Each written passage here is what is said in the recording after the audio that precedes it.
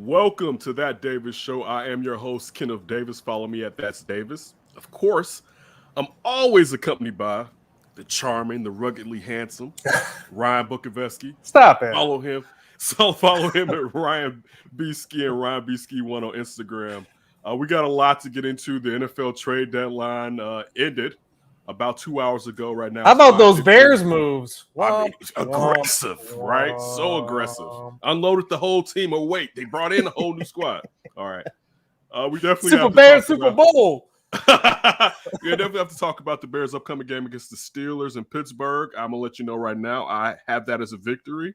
Got to talk about that Von Miller trade and our bullies. All right, we're bull on the bullies right now, man. For The real. Bulls, Do the Bears even exist? It's all Bulls, right? definitely.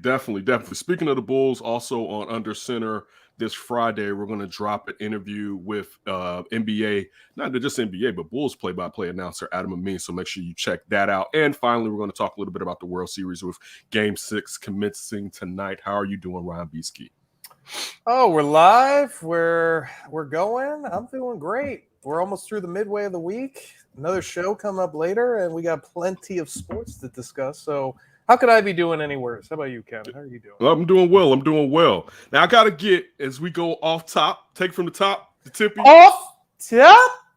I have to get your opinion on the excerpts from GQ on Scottie Pippen's upcoming book, Unguarded. Man, the flame blower was out. All right, Scottie. And I had tweeted out, right, that I'm not mad. Did I want it? No, I really didn't want to know, Scottie. But like so many people are like upset with Scottie. Is Scottie cantankerous? Does Scottie have some hate in his heart? Hell yeah. Is any of it right? Probably so. Shout out to Ivan. Listen, dude, if listen, we all know Scottie Pippen is the player he is now, or doesn't have his legacy without Michael Jordan. All right, that's the truth. But let's also not act like, oh, my man Berlissimo's here. Let's also not act like the fact that Scottie didn't help Michael out too. And also, when you look at The Last Dance, look, I love Michael Jordan, but I know what to expect from Michael Jordan. All right, that's just the truth. You know what to expect. What is his teammates thinking? I'm saying. And Scottie, look, in one of the excerpts, Scottie, and I'm paraphrasing the whole thing, but Scottie's talking about the fact that how foolish he was to think after 17 years of being a retired basketball player that Mike's spots would have changed and that he would have given him and his other teammates the props they so well deserve, right? Look, I get it. I know Scottie's trying to sell books. I don't really want to know how the sausage is being made. All right. But some of the stuff that he pointed out, all right, when he pointed out that Mike had texted him, was like, man, I heard you kind of upset with me, right? And with Pax, the Pax stuff, he really put Pax out there bad. Now, did you read any of this stuff from the excerpts from GQ, Ryan? No, funny enough, when you sent the Scottie thing, I was wondering, is he mad that Joakim Noah's the brand ambassador all of a sudden? Is that what this is related to? Listen. He goes into how, and I actually liked the period where Scottie came back to help the twin toddlers out. Scottie was playing well, but those knees were gummy.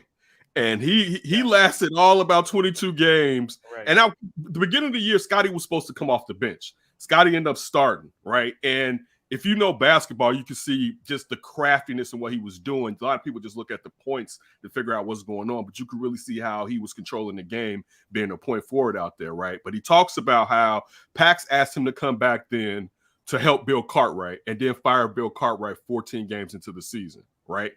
And that basically that didn't end well. And then how they brought him back to be an ambassador.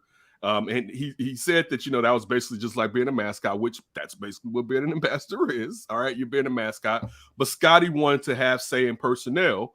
And to a certain degree, now, one thing, Scottie, I will say you have to have a trained eye, but I'm saying that to one of the 75 and 50 greatest players ever. So clearly he probably does have a trained eye, but there's still probably a couple of more values or things that you need to have under your belt before you're someone's go-to personnel person. But still, Scottie's one of the greatest players. Scottie's one of the smartest basketball players. There's nothing wrong with asking him some ideas. He's one of the greatest players in your organization. So then he goes on to say that Pax hit him up again and was like, and this was, I believe, after The Last Dance that came out, and Pax was kind of like, listen, I know things didn't end well, and I'm paraphrasing, but I want you to know that I really appreciate you as a teammate, because basically, from what Pax was looking at, he wasn't getting his props. Scottie wasn't from The Last Dance. So he goes on, and Pax is like, man, the organization has never treated you right. And Scottie comes back at him like, yeah, but you've been running the organization for like 15 years, right? And Pax starts crying, right? He says Pax starts crying. And then he went to Reinsdorf and said, I need to step down and let somebody else run it. But wait. Funny one. But wait. Then he's like, man, I don't know what to tell Pax why he's crying. I'm just waiting for him to stop because I don't care, right? Like, just like, I don't even care, right? I mean, the flamethrower to Scottie I'm sure he was sipping a lot of that bourbon with this one. But it's one of those things where I know he's trying to sell books, and this was my childhood. This was a part of yours. So I don't want those memories ruined. But no fairness, they're not. I still had these wonderful memories. Anybody with common sense basically knows Scottie Pippen and Michael Jordan ain't best friends. All right. So there's going to be nothing new under the sun when it comes to their relationship. And I see people talking about when Scottie was at his Hall of Fame and he said that Mike was his favorite teammate, and Mike said the same thing. They can feel like that and still stab each other in the back. You know what I'm saying? Yes, they do need a crying Pax meme. They should have been had one home for Michael Jordan releasing well. But still, that's my off top, Ryan. Scottie just basically saying that Michael Jordan doesn't appreciate what Scottie and the other players did to his brand, how they put him on a level that only Muhammad Ali has made it to, which I agree with that. I agree with Scottie's point on that the Jordan's winning is what it trumps most arguments, unless if you're talking about Bill Russell. And because that's from a different era, most times we don't include Bill Russell, Oscar Robertson, and Wilt Chamberlain when we're talking about the top elites of elites. And also because the league wasn't fully integrated at that point. But if you're only talking about winning, usually you're looking at Jordan, you're looking at 6 rings and no defeats when it comes to the finals. And those players did help him that. And that's part of the reason why. And I was looking at that Celtics game, and I know we're going to get into the Bulls a little bit. And I saw this young girl with some Jordans on. And I was like, you have no idea about those shoes on your feet, right?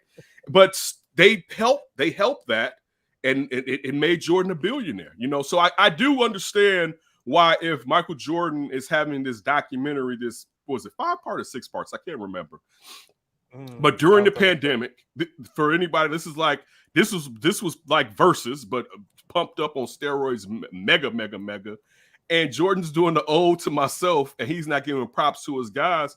I understand having a slight and feeling like, dude, I played a bigger part than that, and I deserve more attention, or I deserve the narrative to shine a nicer light on me than what it shined on Scottie.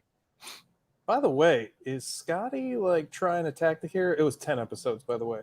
Okay. Is he doing a tactic where every time he does media, he has to try to flame every person on the planet that was associated at all with the Chicago Bulls in the 90s? Well, think about it like this. Isn't this the society that we live in today? I mean, usually if people... No one comes usually with constructive criticism is what I'm trying to say. Usually it's like, ha, ha, ha, right? Like, I'm going to at you. I'm going to say something crazy. I'm going to hit. Like, that's how you get attention today. So, and this isn't like the first time. I don't even want to just put this on social media, because Scottie's been doing this for about 10 to 15 years. Let's not forget when Scottie doesn't get hit with how he said LeBron James was better than Michael Jordan. All right. And he kind of walked it back, but you said it. And then in this article, he opens up with the fact that the real reason that Jordan did this, and I don't think he's lying, was that this new generation could see his dominance in regard compared to LeBron, who they've grown up with. And he's mentioned that LeBron and Jordan are on the same level, but LeBron may even be a superior player. So taking that last stab in the back, going at him. But I mean, it's what people do nowadays, and Scottie's trying to sell books too. And does he have to do it even harder because he's the man associated with Michael Jordan? I mean, but you know what? It's funny in this industry, right? I think about interviewing different people, And one of the things you usually want to do is set your interview apart. And it's hard to not go over some of the biggest points in someone's life when that's part of the reason they're there for you to interview them. So with Scottie, and the reason I'm going down this is Michael Jordan is the biggest part. So people are usually going to want to know, and Scottie knows that. And if he says something positive or negative, but more negative, the type of attention and type of light is going to shine on it. So I mean, listen, it comes with the territory, man. You know what I'm saying? Barrelissimo is going Shakespeare on us with this. Yeah, Barrelissimo is an excellent gentleman. If you didn't know this already, everyone, make sure you follow him and check out this tape breakdown, and everybody at the Tape Never Lies Network. But yeah, man, it's Scottie went in hard. It's a slow media day, right? We didn't get any trades.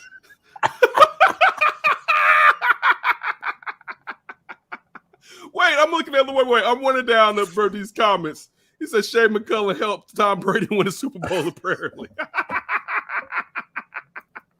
Oh, good old Shea. He's supposed to replace Brian Urlacher. All right, but that's my off the top. If you have something to add, you want to add to it, go right ahead, or we can switch over and jump into the next topic. No, let's go ahead and jump off to these Bulls. That's the one I want to talk about. Man, dude, how was that game against the Celtics? So I'm mad, one, because you guys are talking reckless. All right. So, by the way, Kenneth, thanks for the props, Larry. All right. I'm sorry.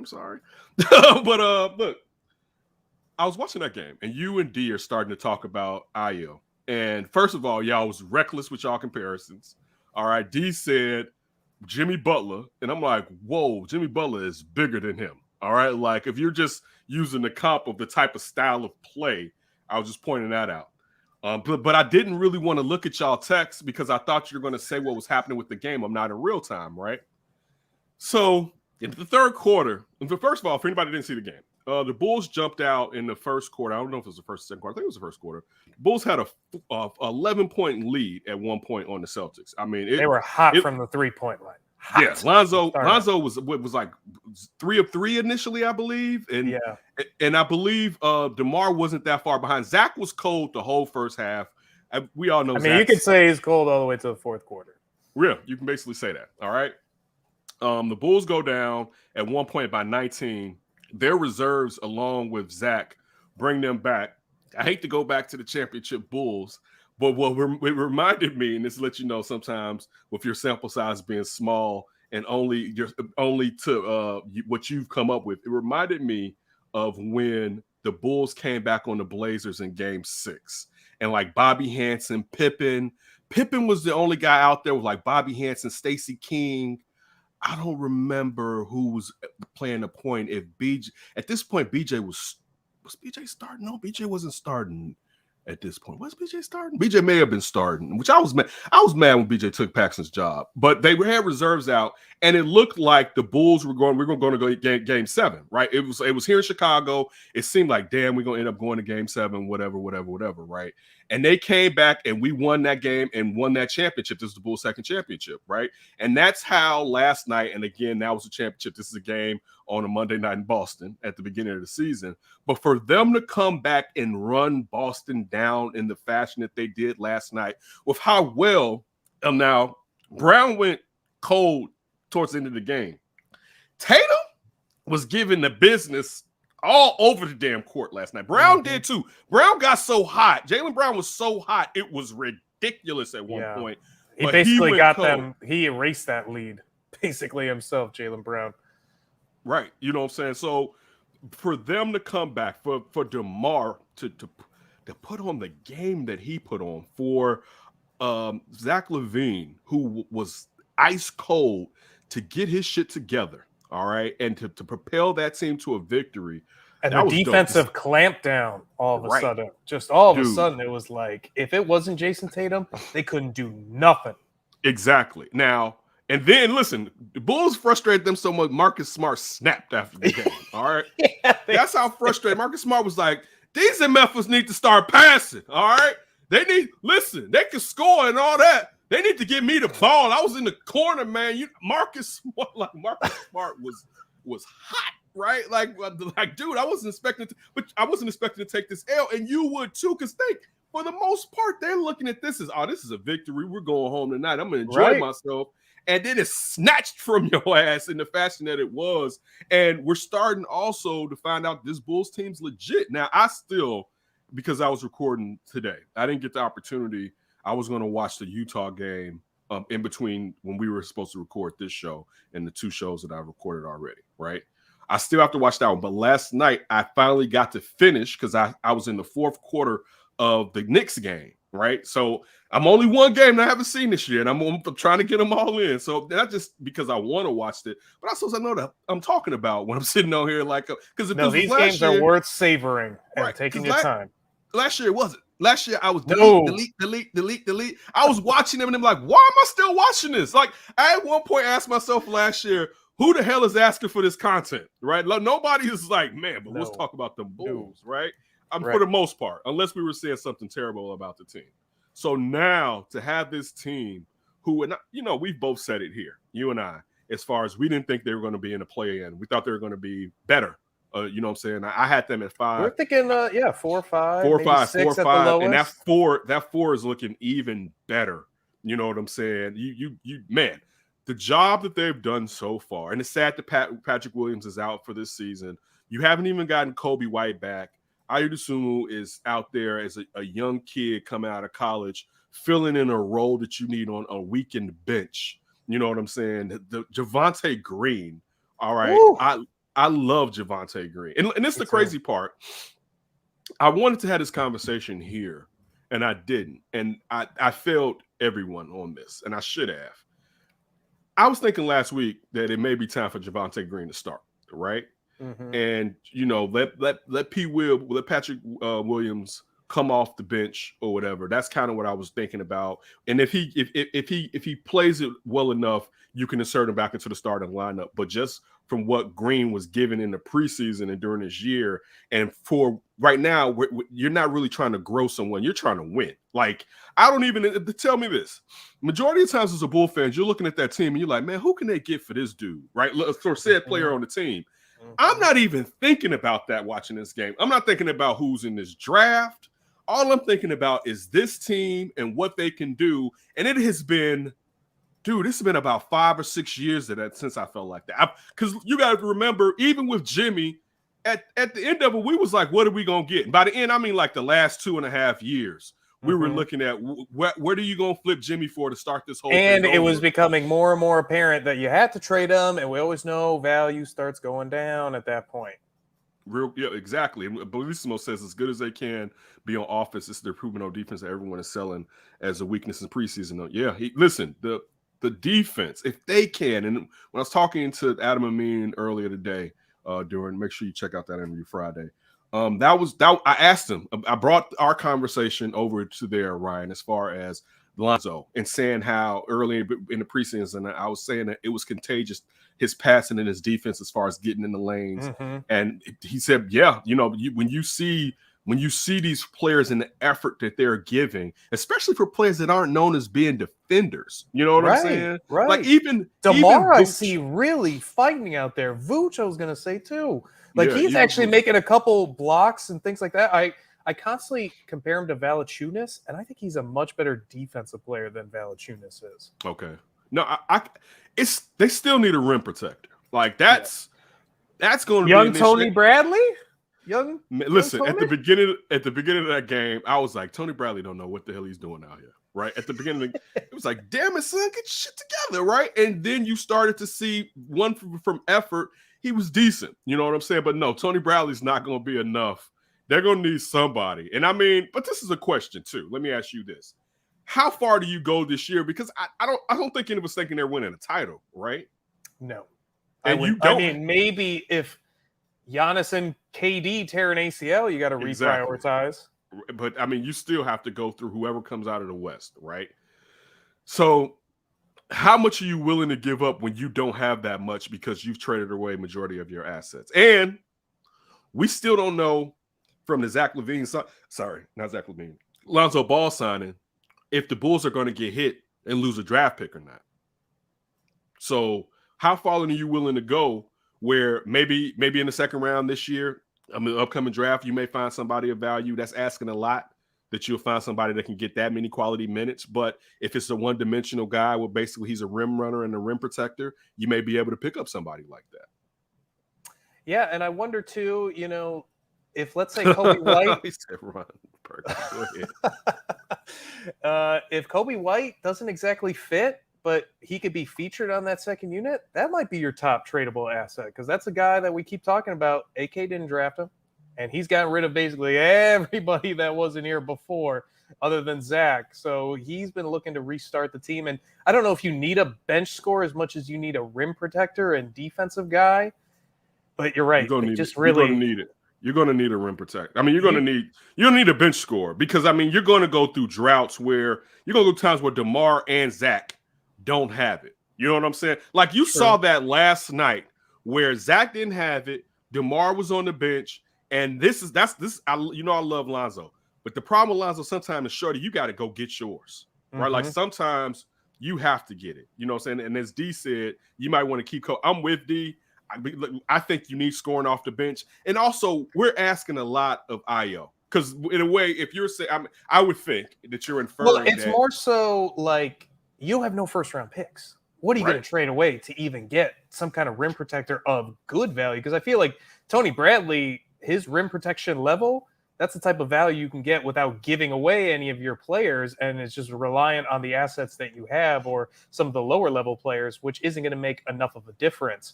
If you're going to have to like give up something of value, I think Kobe's really the only thing of value you can really give up. Maybe Javonte Green, but I don't think you want to get rid of his energy. But you know what I just thought? This is funny. The Bulls, if this season continues to go down this pathway, they're good enough that where vets that are bought out may actually come here. Right. You brought that up weeks ago. That may be the answer to some of the situation where, because think about, all right, Paul Millsap, LaMarcus Aldridge. Before the season started, they didn't know if the Bulls was real or not. And I mean, let's be honest, it's still early. I think we all believe they're real, but it's early enough that they could fall in their face. You know what I'm saying? Or it could be an injury. Like, what if Zach's thumb and his non-shooting hand gets to the point where you have to sit him down from the pain? And he's already said it'd be weeks to recover off of that. So dude, I mean, you don't know, but right now with how well they're playing, I could see some a vet or two at the end of this year that a team buys them out and be like, you know what? I want to go to Chicago. You know what I'm saying? Where even if I'm coming in late, it's somewhat, and maybe the vets don't think about this as much because you just want to jump on a ring, but it's a tad bit more organic than if I go to the Nets or the Lakers. You know, because I mean that's where you're just cheating, right? You know what I'm saying? Where it's just like, man, I don't really want to throw Miami on that. I can't throw Miami in. They don't have. You have to have two of the top. Okay, fine. 10 players on your team for me to say like this. Miami. Can I just hate on Miami a little? I love throwing a little Heat hate. I like the Heat's organization and how it's ran. I wish we had that type of organization here in Chicago.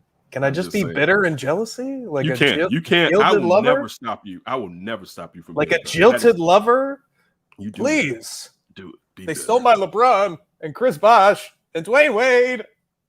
That's so long, dude. No, we're not doing that. All right, these are good times right now, and we're going to enjoy. They can actually beat this Heat team. We're not. Yes, they can. They really. It goes to the culture. The only thing that I fear with the Heat is their culture and their willingness to go to the end. Like those, they're especially not. There's no quit. Ooh. Yeah, exactly. It's exactly defensive. There's no and. Let's be honest, they have a better coach. Eric Spoelstra is one of the best coaches in basketball. Billy's up there, but he's not Eric Spoelstra.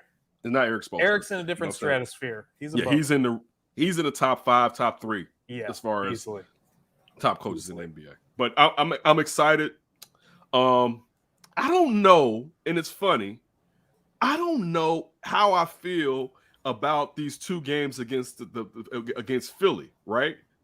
Oh snap! Barlissimo got the Lance Briggs retweet. Listen, also any information you need to know about Larry Borum, follow Barlissimo because he has the end. Or I shouldn't say that Barlissimo out here, because it's been several players that Barlissimo will hit me on Messenger and be like, so and so will be back, and so I'm like, damn, commitment, Burlesimo. Good looking, Burlesimo. Definitely appreciate it. All right, but yeah, man, it's been a fun year so far, and I don't see it stopping. And I don't think it's smoke and mirrors, because a lot of times you can see through the BS and be like, yeah, they're winning, but when it really hits, and we're gonna know because of these teams coming up. And I guess I forgot what I was about to say. I would have been like, damn, Philly, they about to take on Philly. Ben Simmons is being Ben Simmons apparently right now. Embiid's knee, even though they said it's okay, he got an MRI. You got Tobias Harris out for COVID right now. It's like, dude, in a way, I don't even need to watch that game. Like, when's the last time there's been the Bulls facing a team that's had one of the better records in the East? What, they either had the best record last year or the year before, right? I think last year's season. Yeah, I think they were the number one seed. Yeah, they were the number one seed last year. The Bulls are facing last year's number one seed in the East, and they're going to play them in the upcoming game. And I'm like, the Bulls got this, right? Like, when's the last time you felt like that? Because I definitely haven't. I mean, what were we talking about? 2010 back in the day? That's the last time, probably. It's been a minute, and it'll be interesting to see how this team continues to gel and their commitment to the defensive side. That's the other thing. They have barely started even gelling. They haven't played that many games. It's the shortened preseason, the shortened training camp. I mean, you got to give them at least to the All-Star break to really be clicking on all cylinders. And you're still waiting on Kobe White, who, I mean, we don't know how this team's going to change with potentially Kobe White. If you have like him and Lonzo and Caruso as, you're in your bench coming on the court, and then all of a sudden making all these plays and dynamic passing with that athleticism, whoo!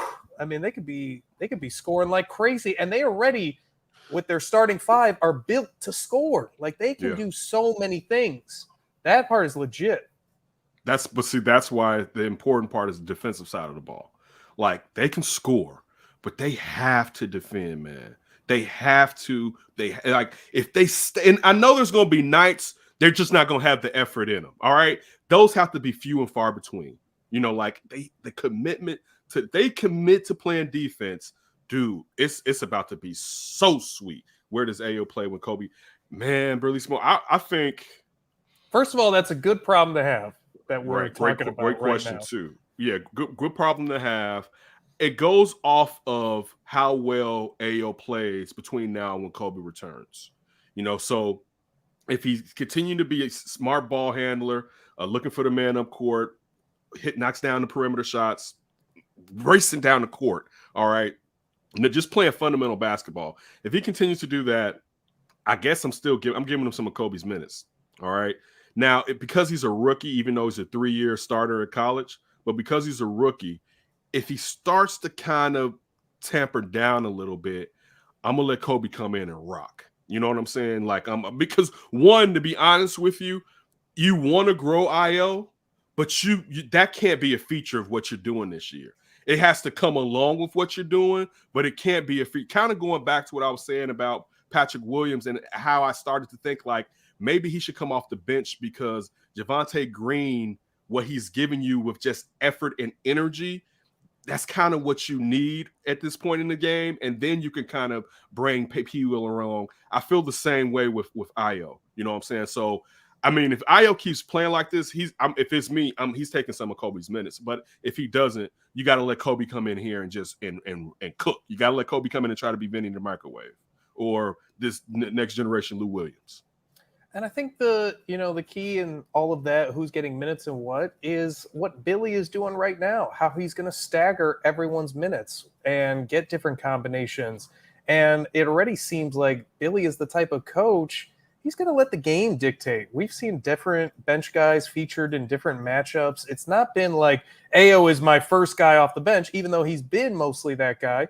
There are other guys that he goes to or he turns to. He just feels like there's a matchup advantage. So if you're especially trying to save minutes for Zach and DeMar for the grueling season, you can stagger those minutes, let Ayo have still his. You can still let Kobe have his, present some different matchups and different opportunities. And maybe that bench becomes more of a creative way to attack teams versus your normal starting five that you're just anticipating to do one or their main things out there on the court. I think that's a great point. I have nothing to add. The last part you just said was exactly what I was thinking. If you can get a nice second unit going. You know what I'm saying? Especially when you hear Stacey King mention bench mob 2.0. If you can get you a good bench mob going to where other teams are thinking, okay, the starters are out. Now we can start to make our movements. Like, nah, you got to still lock in on D because these young kids are going to come up here and run it down your back. You're cooking with grease. You know what I'm saying? But again. And think about the athleticism with that bench mob. When you got Javonte Green and Kobe White and some of these guys coming off the bench, like that's so different than all of a sudden what you're playing against. I only think is I worry defensively. And that goes back to that's not a strength of Kobe's. I just worry about the D. They have to, and since D's watching this, they have to, all right, play D. We worry about D too. We worry about D. All right. So yeah, let's jump over into the gridiron, man. Oh boy, it is a grid. Can we call it a meat grinder instead of the gridiron? Because that's what these games are starting to feel like. So look, we just recorded Hogue's under center, right? And Hogue was like, "Man, listen, if the Bears think they're making it to the playoffs," and I'm paraphrasing, basically, what the hell is going through their mind, right? And I just bust up and started laughing.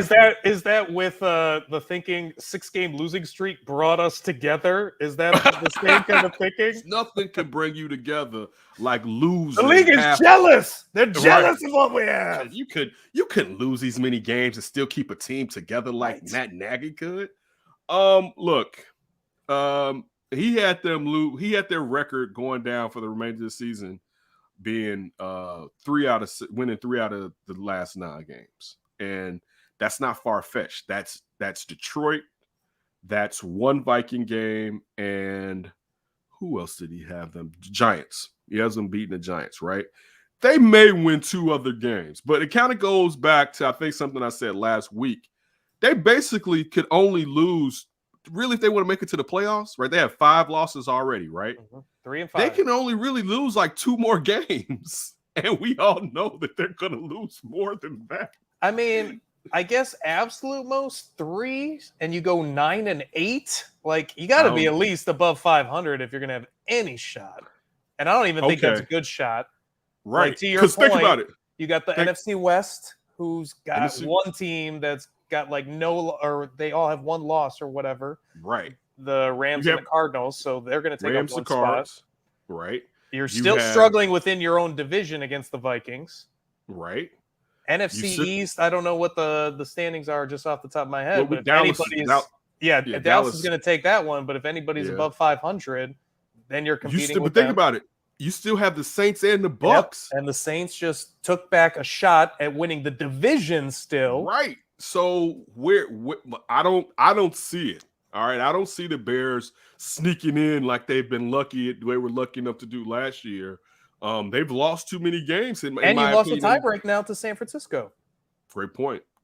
So listen, it kind of even makes today's trade deadline even worse. The fact that playoffs, the fact that, like, what direction are you effing going into? You know what I'm saying? Because you're sitting here, your cap's strong. All right. Like, they got some hard choices. Yeah, they got some hard choices next year as far as guys that they're going to have to let go. And really quick with that, they had hard decisions this year. They decided to keep Jimmy Graham, who they're not using, and then pay him a bunch more money. So just to let you know, the hard decisions that they haven't been very good at them so far either. It's so glaring. And last year, I was a Jimmy Graham apologist because of the threat he was inside of the red zone. And they haven't used him at all this season. So you're totally right. There's no reason he should be on this roster because you're just throwing money down the drain, basically. Berlissimo has a question. You got remember our non-worry for the Bulls? You got anyone in the NFC that the Bears don't have to worry about? That's a good question. Listen, I would say no at this point. I'm wrong. But can I still say Berlissimo the Kitties just for all my people in Detroit who live in Chicago, who talk about Chicago but didn't come and live here for a period of time? Can I at least say? And I get Berlissimo's point because, in all fairness, you really can't say, like, if your life depended on it, would you bet the Bears beat Detroit in their last game of the season? You wouldn't put money on that because They may be the Dan Campbell game where he really gets them going and the kneecaps start biting. But wasn't it a year ago when the Bears needed to beat Detroit to keep their playoff hopes alive, and Stafford came in and beat the Bears? There is. I mean, there's no team because the Giants are playing better, and I don't trust the damn Giants. But but look what they did last night to KC, and I know KC is just a mess right now. But look what they did. So is San Francisco, and the Bears couldn't beat that hot mess either. What about Houston? Bears? You think the Bears hands down? I think they could beat the Jets hands down. That's a good one. But he said NFC. Yes, no one in the NFC that I feel like yes. Even Philly, Philly sometimes gets these random good performances. Like they could definitely. I wouldn't say hands down the Bears will beat Philadelphia. I can see. They can hands down beat Seattle if Russell Wilson's injured. I'll give you that one, I guess. Boy, but Geno Smith will light this team. Light us up like his jaw got lit up in New York. Listen, why do we always think about that? We talked about this before. I'm like, how am I going to work in a jaw getting broke? I'm like, why can't we let that man live, man? People get into locker room altercations. I don't know. Blown up Geno Smith, the thought just comes in between those two words. Listen, what were your thoughts on, I haven't gotten this from you. What were your thoughts on this past weekend's performance by Justin Fields? Justin Fields, I thought, was terrific. I mean, for the most part, maybe some areas where he could have been a little bit better. But, we saw some flashes, which I was dying to see. That run, that throw when he just short stops it to Jesse James for that first touchdown. Mm-hmm. Seeing some of that stuff was really impressive. You just want to see more, I guess, from him in terms of getting that damn ball in the end zone. He got them on the doorstep a couple times. Cole Kmet, we were just talking about Jimmy Graham. Cole Kmet can't make that one-arm catch in the end zone where Jimmy Graham probably does, and that's an extra touchdown. The yards are a little low still. They can't push the ball downfield, but that's been the story of Matt Nagy's offense the entire time here, so I don't really hold Justin Fields accountable for that. I'm just hoping it continues to improve. But I think, honestly, Ken, I don't know if you feel differently. I think it helped not having Matt Nagy there for the offensive side of the ball specifically. Real quick, if you can see this. Oh, yeah. Shout out my man Berlissimo. This is the retweet. And I could put it up there. I work for NBC Sports Chicago, so I think it's fine if I throw that up there. Shout out to Berlissimo. All right, always a down-ass G. Look. Yeah, I think it's easy to be like, well, Matt Nagy wasn't there. Things seemed like a little bit, that they were going better offensively, even though one thing and I know we were talking about Justin Fields, that stood out to me was the fact that there was no adjustment to what the 49ers adjusted to at the halftime. Because the first part of that game, I'm like, damn, man, this may be. And I said the Bears are going to beat the 49ers. I said the Bears actually were going to go on a 2-game winning streak, beat the 49ers and the Steelers. They should have. They should have. We'll find out how wrong I was this upcoming. A new segment. How wrong was Ken about the Bears? 2-game winning streak. Listen, I think about you. Listen, if I was betting on games, I usually do a confidence pool and I do a pick 'em. Right? I would use you so much because. The Chargers game this past weekend, I was like, there goes Ryan again. I said, there goes Ryan ass again. He just was talking about, man, something. I was like, man, the Chargers. And he was like, yeah, but Belichick usually gets young quarterbacks. I'm like, yeah, but man, come on. And I was like, there goes Ryan. I was like, man, I need to use Ryan and give me some bread. I was thinking that. I was like, ooh, kid, I hope he's watching that Chargers. I was thinking about you. I was like, man, whatever Ryan says, I'm just gonna be like, yep, that's it right there. Offensively, though, there were definitely some things I like. One thing I think the biggest thing that we've talked about a lot when it comes to Justin Fields is his hesitancy to just get out and run. Like his desire to win from the pocket is cool. And you don't want a quarterback not going through his progressions because he knows he has feet. You know what I'm saying? That's one of the worst things that can happen. A guy just like, oh, okay, I'm up. You know what I'm saying? Like you want your quarterback to learn how to win from inside of the pocket. But when you have the agility and speed that he has and that we haven't been seeing, you want to see him, and sometimes instead of being hesitant and then taking off, dude, once you see it, just go. And we finally saw that. And another part that I did like was after Khalil Herbert went out, and Khalil Herbert was not the same when he came back. And I don't think Khalil Herbert would have come back if Damian Williams didn't get hurt too, prior to him getting injured, right? Because he was not the same guy, right? But to see him actually, when Khalil Herbert got hurt, realizing he had to run more, I loved it. And yes, he says the decision-making RPO was way. It definitely was, especially Berlissimo with that one play fake play action where he went in deep. Because sometimes I don't feel like he sells that play action enough, but he went in deep and then took that bad boy and took off. And then the other time where he took off and the cameraman didn't know where the hell he was at. Oh man, I'm like, cameraman, great. I see his ankles right there at the top of the field, right? Come on, man, what are you doing? But yeah, he's imagine that camera. Where that damn quarterback go? Yeah. And that the confidence is definitely there. Look, one thing, and this is funny because me and you haven't talked about this game. And it's letting you know how, and I'm happy we're like this, how the loss, the L affects us.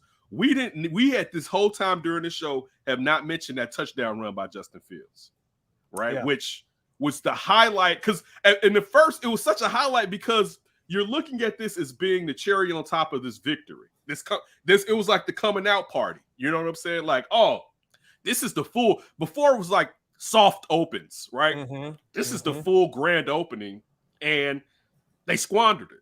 The defense, did we see the injuries. Defense? Do we know MIA where they're at? We got to look at it through injury. And one thing Siafa pointed out was the fact that it was going to be easier to key in on Robert Quinn without Mac being there. You know what I'm saying? How easy real quick with the defensive line. Eddie Goldman's just bad again. Is that right? Dude, I'm happy that's one of the things that I mentioned on Under Center. Where the hell is Eddie Goldman at? Like, I still occasionally see a Kyrus Tonga signing, but Eddie whoa. And when have we seen him do a tackle for loss dance or something? I mean, dude, especially how they're getting ran on. And the worst part is every week of the last couple of weeks, I'm like, man, you should pick up Mitchell. I'm like, man, he may not go off. And you know damn well Kyle Shanahan will have the dude on the street running for 100 yards. They'll be like, how did the hot dog vendor get on the field, right? But you want mustard with that? Dude, the fact that they've been ran on so well the last couple of weeks, and one of their calling cards is not to be a team that is so easy to get ran on. And you had last year, the excuse was Eddie Goldman was out. Eddie Goldman was there, and even though he was hurt, Akeem Hicks was back, right? And you would think that they would do a much better job of stopping the run. Not so. But again, at this week, you are playing against Kyle Shanahan. And you know, Akeem Hicks was pretty injured still. Yeah. And when it comes to running the ball, I don't know if there's anybody better in the NFL when it comes to scripted run plays than Kyle Shanahan. All right. Like, he makes running sexy.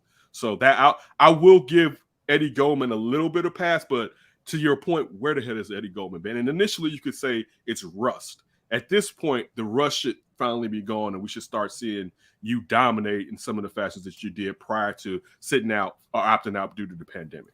Well, I think, okay, if the big, Eddie Goldman type plays aren't there, but you would think just him being in the lineup, the run game would be controlled better. Like, they're getting run over like he was out all year again, which is having me very concerned because you got to have enough guys help out with that run game. The secondary ain't strong enough to where teams can really key in on run and pass. Like, you got to shut that run game down so you can get the pass rush going and help out that secondary. Otherwise, it's going to be long days. Like, they don't have the cover guys. Oh, it's going to be long days regardless. Oh yeah. Like, you like, dude, I'm sorry. I hope this D gets back to where it used to be. I mean this season, not 2018. I meant like 3 weeks ago. You know what I'm saying? But man, this is going to be an arduous process that we're going to end up going through for the remainder of the season, because you know it's not going to be beautiful. The only thing that we really got is hoping that we see great growth from Justin Fields. But man, you know this isn't going to be no good times right here when it comes to these Bears, man. It's just this is the hand that they dealt themselves, and that we have to continue to watch. Yeah, unfortunately, because it's been bad news for weeks now, and of course, when the schedule changed, what started happening? The usual. Real quick, Schroeder, I did the rush yesterday, and he just asked why didn't I like Harbaugh. I used to be a Harbaugh to Chicago guy, Schroeder, and college football is different from the NFL. So I do think Harbaugh can come back and be successful in the NFL, but he just has a very short life. I mean, shelf life. If you kind of just look at what happened with the 49ers, and he just starts to grade on people. So that's where I don't know if he didn't get the Bears right quick enough, how long he'd be here. And it's just kind of like, I don't want to go through it. And in all fairness, when you still look at, I know he made it to a Super Bowl, but when you look at his NFL career, it doesn't leave me longing like, yeah, I know he can fix this for sure. Because even more, look at Colin Kaepernick's progression. At one point, the growth stopped. And this is when Harbaugh was still the head coach. You know what I'm saying? So that's kind of, I initially, before he went to Michigan, I wanted Harbaugh to be the Bears coach. And I am using some of his record at Michigan, but that school, one, it's not as easy to get players into. And they still think they're Michigan from the 70s and the 80s. But still, they should be better with a guy that's football smart as Harbaugh is. That answers your question, Schroeder. Yeah, I don't know how I'd feel about Jim. I think he'd be better in the pro game than the college game for sure, but I just don't know. He's been hard to work with people in the past. That's why he got driven out of the NFL to begin with. I'm not sure. I'm not sure if Harbaugh could fix it, but I would at least listen to Harbaugh compared to this trash. I'll tell you that. And I'm with you, Berlissimo. I don't know why. It's just not enough Tonga. And we knew from preseason, let him get in there and let him rock. It's not enough Tonga, and you definitely need to see some more Tonga in there for all of us. All right, buddy. What you got for me next? Let's talk some trade deadline deals. Von Miller to the Rams, and we got a couple minor deals that are still, I guess, noteworthy, like the Steelers trading Mark Ingram over to the Chiefs. That does anything for you? Not a trade, but Deshaun Jackson is now on the streets, being let go by the Rams. And really? Yeah, he has been waived. I think about it, you haven't even seen him since. I haven't seen a Deshaun Jackson highlight since week 2. I know he definitely got a highlight on us the first game of the year, but I feel like I saw him in week 2, and it's all been Roods and Cups as far as receptions for the Rams. So damn. I mean, even though it's funny when he signed there and people were hyping up like he still has it in him, I was like, you know how often people bring in Deshaun Jackson, they're like, oh, we're gonna unlock him, and it's like, no, you're not. And I mean, at this point, him being an older player, the Von Miller deal, I like that. You know, for a team we're going for it. He's not the Von Miller of old, but he's still a really good player. And when you're adding him to Aaron Donald and you're adding him to a Leonard Floyd and to a Jalen Ramsey, so now look, which way are you going to shift that line? You know what I'm saying? So if you're trying to one-stop Aaron Donald and Floyd, now you're going to have some issue when you've got 2 edge rushers and the greatest defensive tackle, I believe, in football history. And I'm a John Randall guy, so for me to say that is saying a lot. Yeah, it was Melvin Ingram. Sorry. Melvin Ingram to the Chiefs. Don't get it right now. Get it right. No, Barlissimo's on me. All right, Barlissimo. Yeah, it was a good trade. My fantasy team was happy with that Von Miller trade. Let's beef up this Rams D. I need a little more production out of them. So you're holding on to defenses like that? Yeah. How many points are they averaging for you to hold on to them like that? Ugh, not enough, but I spent way too high of a draft pick on them, and I won't let it. Oh, dude. I won't let it go. Come on, I was holding on to the stock, and the stock might be ready to start going. Nah, bro. Can't. Just selling it, huh? Gotta let it go. Yeah, I think the Rams, they're looking like the favorites in the NFC, or if not the favorite, probably top 3. Mm-hmm. If you're putting Bucks and Packers just kind of in there because they're the reigning NFC contenders for the Super Bowl on the NFC side. Other than that, I mean, the no Deshaun Watson trade, Bears didn't really do much. This trade deadline wasn't as hopping as some of the years past. Yeah, but it's football, and there's been a lot of trades before the deadline. I believe it was 12 trades prior to today. The Miller trade is the trade. Now, when you're looking at Melvin Ingram, One, what does it say about the Steelers? I guess they're letting you know how they feel about this season, even though he's been angry about his playing time. Yeah. But it's one thing though, and you know how I love Kansas City and particularly Baby Goat. Is it seems like Kansas City is picking at straws because you brought in Orlando Brown Jr. and it's not working, right? So now you have to figure out what the hell are you gonna do with him, right? You said like so you gotta give him some bread or you're gonna let him go, and then you're gonna have a gaping hole at left tackle, even though we know at Baltimore he was really a right tackle until the left tackle went out. So that and then now the defense sucks. And you're sitting there trying to pick at straws again to find someone who can maybe give the defense a little bit of energy. Man, Kansas City is in some trouble. Oh, and I forgot your favorite, the good doctor, offensive lineman, Turvenet. He got sent over to the Jets. To the Jets. I thought about him when I saw that. I was like, man, dude. I mean, that lets you know though how much they had on that line, but it really didn't work. And when we did our preseason. Around the league, you thought the line was going to gel and figure it out, and it has not whatsoever. It's bad business. Just your thoughts on Green Bay releasing Jalen Smith after they just signed him last month? But this is the problem, right? This is the problem. What the hell did anybody think when people were like, "Man, the Pack got Jalen Smith"? My first thoughts was, "Yeah, there was a reason he was out there." True, right? Like, True. I think all of us from that knee injury, and we're happy that he got his bread that Dallas gave him that big contract, right? But he's not a star linebacker. He's a guy. Did he get some bread from Green Bay guaranteed too? No, of course not. He's not a star. He's a guy, and I'm happy because of him being a guy that would have gotten drafted so much higher had his knee not got blown out in the bowl game, that he at least recouped a decent amount of what his earnings, his career earnings would have been. But outside of that, and again, he's just a guy right now. He's fast, but he's just a guy. Belismo saying our linebackers aren't flowing to the gap. Should the Bears be looking at Jalen Smith? No. I mean, you have the linebackers. This is about teaching them and making sure that they're in the proper place, but also it's in them wanting to do it and stick their nose in there. A lot of guys don't want to stick their face up in there. Nope. You know what I'm saying? Like, oh man, like a lot of guys that a lot of guys, man. I don't want to give them an. I'm glad you gave us the face stick with that. A lot of guys don't. You definitely don't. But like as you said, this was an uneventful trade deadline. But it's the NFL. It's not the MLB and it's not the NBA. So you're not going to get shockers and blockbusters. Even though getting here to our team either folds. And again, I'm saying this like somebody has to want these players. So clearly, perhaps nobody wanted these players.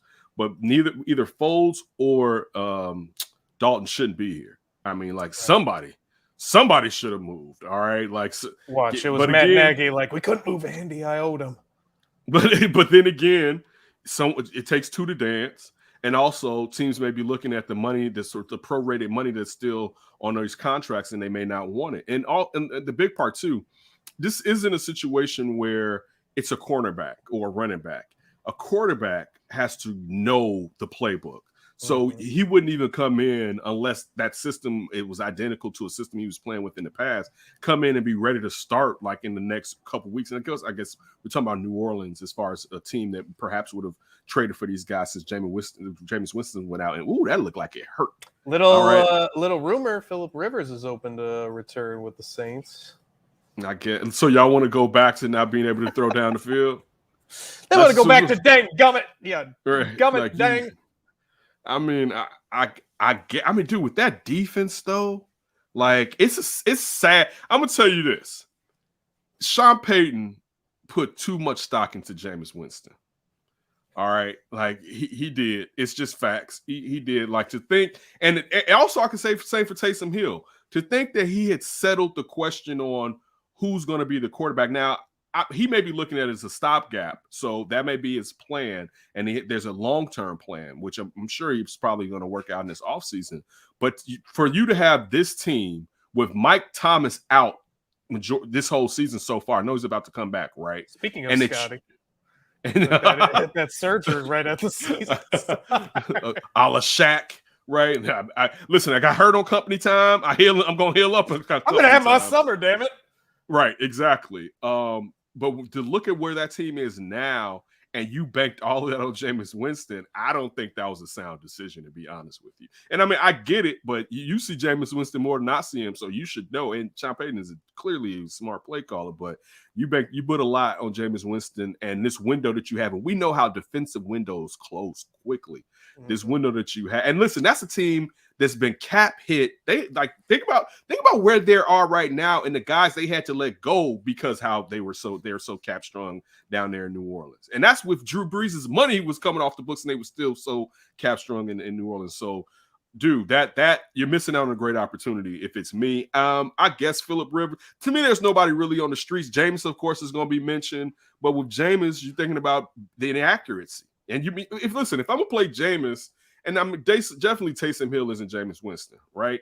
But I damn near should just stick with Taysom Hill, to be honest with you. You know what I'm saying? Because at least he knows everything that we're doing instead of having to try to teach Jameis and get Jameis caught up to speed. Even though I guess you could let Jameis sit on the bench while Taysom Hill or Trevor Siemian plays, and then if you think Jameis is ready to go later in the season, you could implement him then. I feel like the NFL is just kind of getting to a point where if you don't have mobility, you got to be just crazy deadly from the pocket. Like there's just not a lot Tom of guys, Brady level. That's I was about to say. There's not a lot of guys that are like that. Most of the guys, that are mobile, even the guys that you don't necessarily think about it. Josh Allen, mobile. Right. Herbert, mobile. Most guys you still think standing in the pocket. Those guys are at least running. Listen, Danny Dimes, mobile.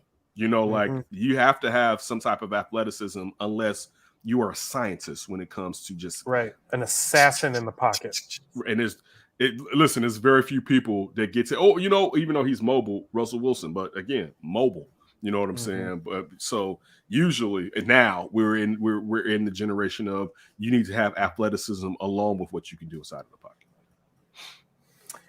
I guess before we move over some baseball chatter, did you see the news on Henry Ruggs? Horrible news from him. Wow, dude, that is sad. For anybody who doesn't know, Raiders wide receiver Henry Ruggs III was in a car accident that I believe he was driving under the influence, and I don't know if it was a driver. I think it may have been the driver of the car that he hit. Someone in that vehicle passed away.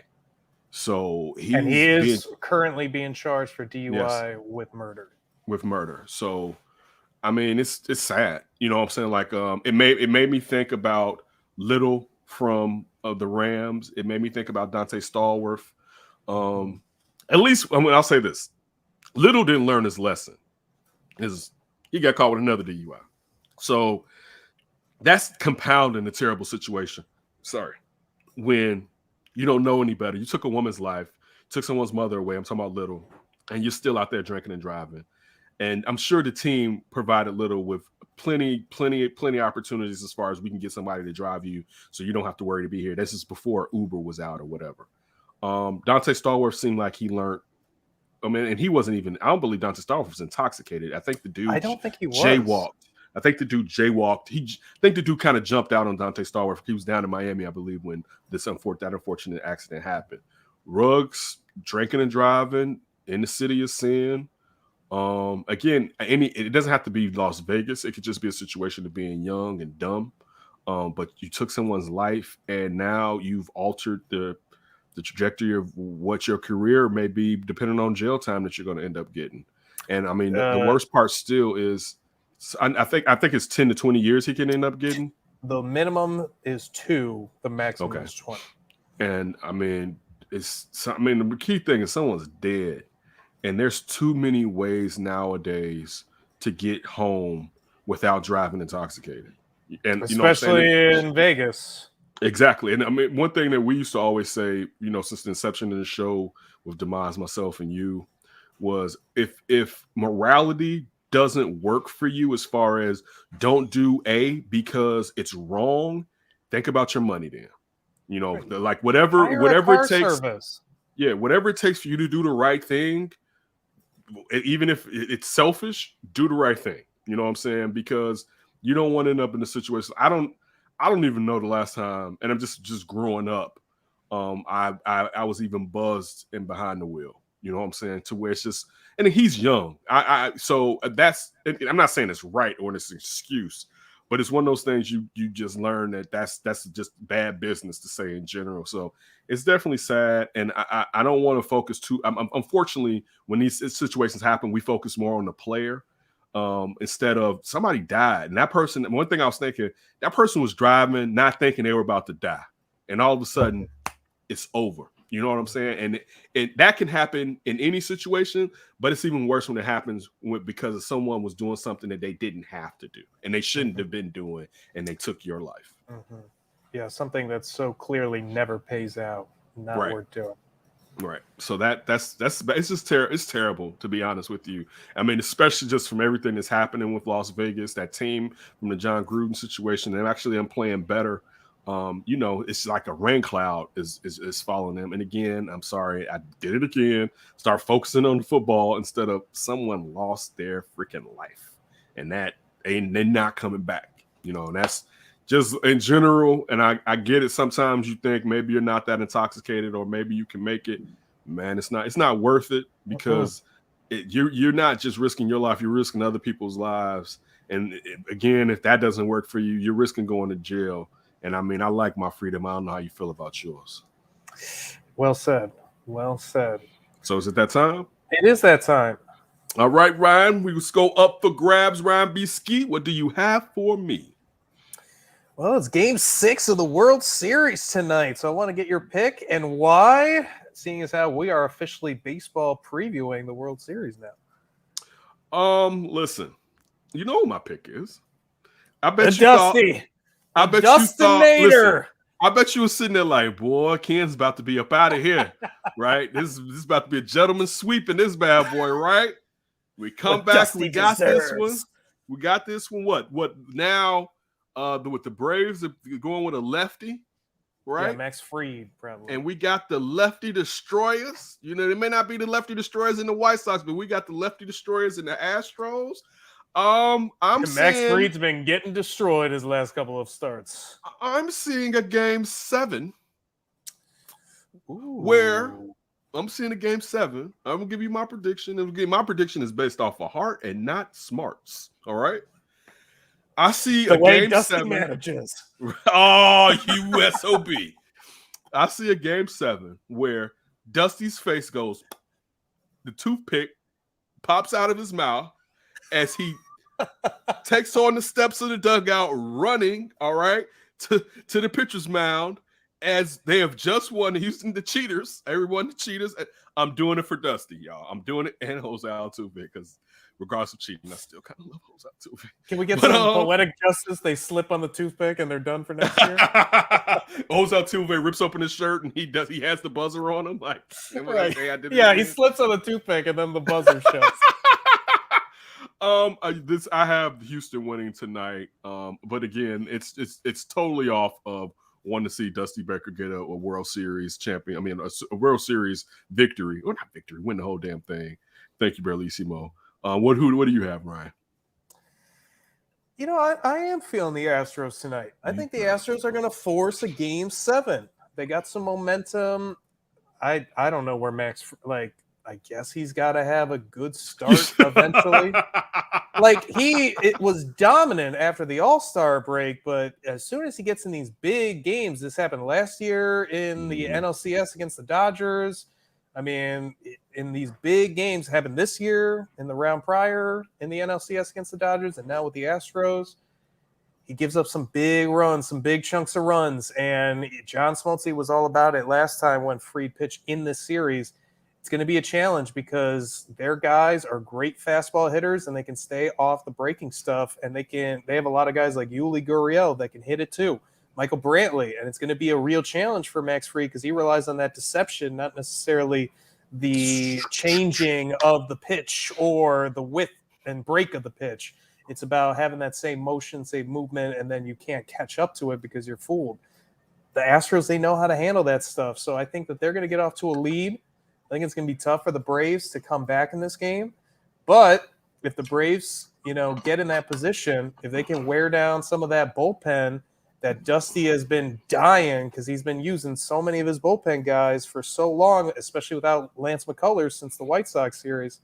If if the Braves can get out of those arms, maybe they can tire him out for tomorrow a little bit and get a better chance at scoring some runs and winning the series, because I don't think it's happening tonight. Since you just said that, I clearly think the Braves are going to win the whole thing tonight.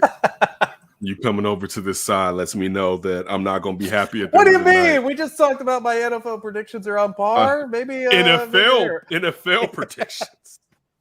No, not it's MLB. bleeding over. I can feel the bleeding. I'm getting over there. Oh yeah, so definitely, everyone appreciate it. We will be back later on this week. We may not go live though, but we're planning on going live at least once a week, but giving you 2 shows a week. We always appreciate it. Just from the Henry Ruggs III situation, as you know, when D was on here right now, I would tell you to keep your hands to yourself. And it's still in the fashion that is keep your hands to yourself when you're in there, you got that vehicle, but just be smart, man. Don't, I know it's easier said than done.